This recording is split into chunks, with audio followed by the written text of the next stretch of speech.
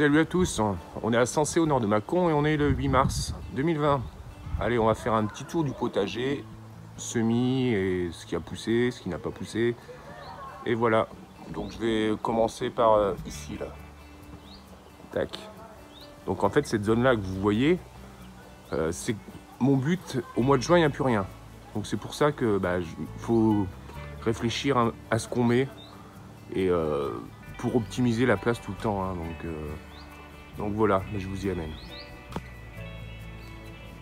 Donc au niveau des choux-fleurs flamboyants, regardez, ce qui est marrant, c'est qu'ils sont tout petits, hein, quand on voit la taille là, par rapport à l'autre chou à côté là. Ils sont tout petits, mais par contre ils ont des pommes. C'est marrant, hein, c'est vraiment... c'est tout petit. Mais ils ont leurs pommes. Par contre les choux rouges intégraux là, eh ben, ils ont intégralement été bouffés. Ça prend bien son nom en fait. Par les limaces. Là toujours l'ail germidour. Avec les épinards, toujours là. Donc là j'ai fait un nouvel achat. Ça. Voilà. Donc ce truc là en fait c'est un treillis. C'est du Plessis je crois. Enfin je sais pas, il me semble. Je vais vous mettre l'étiquette en dessous. Donc ça c'est acheté chez Jiffy. C'est 8 € pièce. Bon le bambou c'est d'ici, hein. C'est là. Voilà, mais j'ai trouvé ça pratique en fait pour faire grimper les petits pois carrés. Gess, variété Gess. Donc c'est extensible, ça fait jusqu'à 2 mètres de long. Donc c'est pratique. Voilà. Donc là, je les ai semés cette semaine. Hein.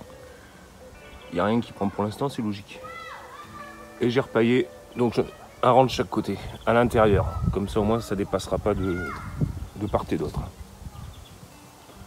Sinon, là, je viens de voir que mes radis, ça y est, ils sortent. Enfin, alléluia. Après un premier échec, on n'a pas que des réussites hein, dans le potager, loin de là. Mais faut persévérer. De l'autre côté, que dalle. Là, vous voyez, il y a de l'herbe. Hein. Enfin, c'est de l'herbe. J'ai tondu hein, hier et ce matin. Ah, voilà. Donc toute l'herbe, hein, elle est remise dedans.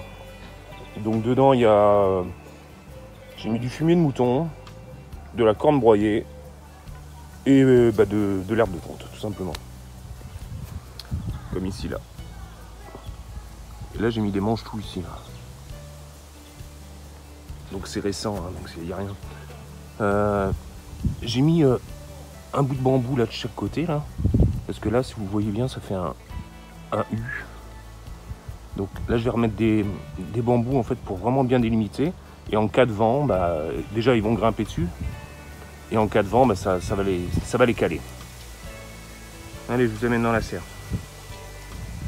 Alors dans la serre, qu'est-ce que j'ai fait? Donc j'ai fait pas mal de semis là, cette semaine. Donc là, j'ai mis de la Lolo Rossa. Donc il commence à lever. Donc ça, bon, c'est plaque alvéolée comme d'habitude. Hein. J'ai essayé de mettre une graine par alvéole. J'essaie, je dis bien. Donc ça commence déjà à lever. Donc ça pour moi c'est une valeur sûre. Hein, parce que la Lolo Rossa j'en ai fait l'année dernière et ça prend super bien. Qu'est-ce que j'ai mis? Donc là on est sur les fleurs. Donc j'ai du capucine, donc maison, donc je sais il y a du nain et du géant. Hein. J'ai mis de la cléome variée. Voilà. Ensuite derrière j'ai mis tout ce qui est œillet, il n'y a rien qui est sorti, c'est normal. Hein. Donc œillet d'Inde, double nain varié et œillet nain Yellow Pygmy. Voilà à côté. Ensuite, bon, petit coup d'œil sur mes beaux poivrons. Voilà. Qu'est-ce que j'ai fait? Voilà, ici. Donc là, j'ai de la coriandre. J'ai de la nette. et du pois de senteur. Variété Spencer, c'est du géant. Là j'ai mes artichauts. Donc ce qui est bizarre, c'est que j'avais pas collé 2 graines côte à côte. Normalement il y en avait 6, mais c'est bizarre. Donc là j'en ai 4, c'est bien. 4 sur 6, c'est bien. Là les pois de senteur, là, mais regardez. Hein. Donc c'est semé hein, au mois d'octobre, hein, ça. Donc là on voit le... Voilà. Ils sont bientôt en fleurs. Hein. Bientôt en fleurs. Et là j'ai mis Rudbeckia. Voilà. Et j'ai repiqué mes...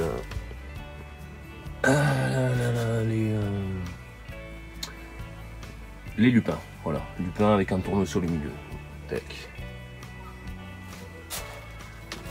Voilà, tout simplement. Il me fait une 3e feuille, ma pomme, ma golden. Voilà. Je crois que c'est tout dans la serre. Hein. Ce qu'il y a de neuf, c'est tout. Ok. Et là, on va faire un tour vite fait dehors. Là, je viens de voir que mes pois gordus, ils sortent. Ça sort. Voilà. Donc, plus tout ce qu'il y a là-dedans. Hein. Voilà.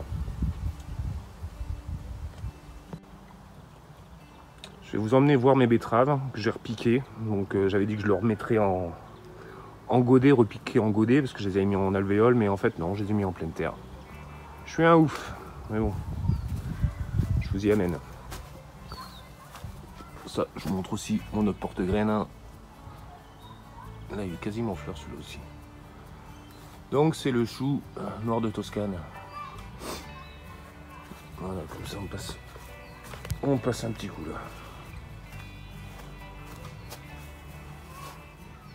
Voilà, ça arrive, hein, ça arrive, brugnonné. Hop, mon petit porte-graines aussi. Voilà. Tiens, regarde bien. Hâte, s'il veut bien se caler. Voilà. Ta petite mangeoire. Hein. Donc je l'ai mis sur le cerisier japonais. Donc je suis désolé, il n'y a pas d'oiseaux dessus pour l'instant, parce que c'est récent, et tu sais, tu connais les oiseaux. Ils viennent pas tout de suite en général. Hein. Voilà, donc je pense qu'elle sera bien là. Donc c'est Béa Jardine et Cuisine, je vous mettrai le lien sous la description, allez voir sa chaîne, c'est sympa. Le bête goji. Donc je le taille pas cette année, je dis que je le taille pas. Et là, mes betteraves. Vous avez vu? Bon, j'en manque pas, hein. J'en ai plus d'une vingtaine de coques. J'aurais pu mettre une bâche, hein, mais là je trouve ça simple, au moins comme ça je peux ouvrir, le soir je ferme. Et voilà, je vais en ouvrir un. Voilà, c'est les betteraves Chioggia, pardon. Donc en gros là il y en a 5 ouais, à peu près par sous-coque. Hop. Ça m'a permis moi de les espacer pas mal. Ça m'en fait à peu près 35 là. Ça suffit. Il me reste ceux de D3 à mettre. Hop. Ouais, même quand vous mettez une graine, hein, vous voyez que il y en a 2, voire 3 hein, des fois qui poussent par alvéole. Voilà, bon écoutez, je vais vous faire un vite fait, je vais vous montrer devant. Hop, en passant devant les aromatiques. La menthe, le persil, le thym, le prime vert, l'arôme.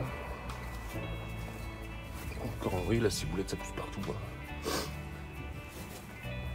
Alors, tac, là on arrive de mon... Donc là c'est devant chez moi. Hein.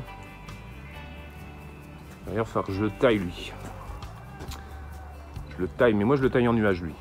Bon, il était déjà taillé en nuage quand je l'ai acheté, ça, il a un an et 3 mois que je l'ai acheté. Il n'a pas 1 an et 3 mois sinon. Donc lui je vais le tailler en nuage.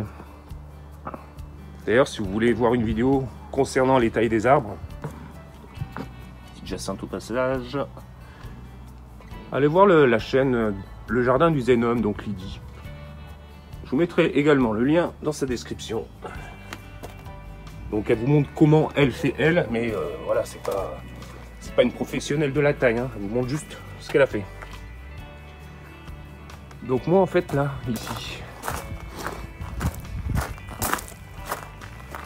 là tout ce bordel là que vous voyez, c'est normal en fait, c'est je veux me faire une petite zone de, en plus pour agrandir un petit peu. Et quitte à par la suite, parce que vous voyez ce parking il me sert à rien, je trouve, hein, faire des bacs, des carrés de potager ici. Voilà, bah écoutez, sur ce, regardez ma valériane, je l'ai mise ici. Toujours mes petits fruitiers, cassis et groseilliers. Et voilà, bah écoutez, ça va être tout. Je vais vous quitter sur ces petites fleurs là, qu'il y a partout. Des petites jonquilles, des narcisses, des primes verts. Ah et ça, c'est pas mal ça aussi. Couvre-sol. Je sais plus comment ça s'appelle. Hop. Voilà. Le petit nichoir du refuge LPO en haut. Et le magnolia. Voilà, c'est tout. Je vais vous souhaiter un bon dimanche. Prenez soin de vous et je vous dis allez à très bientôt. Allez, bisous, ciao, ciao.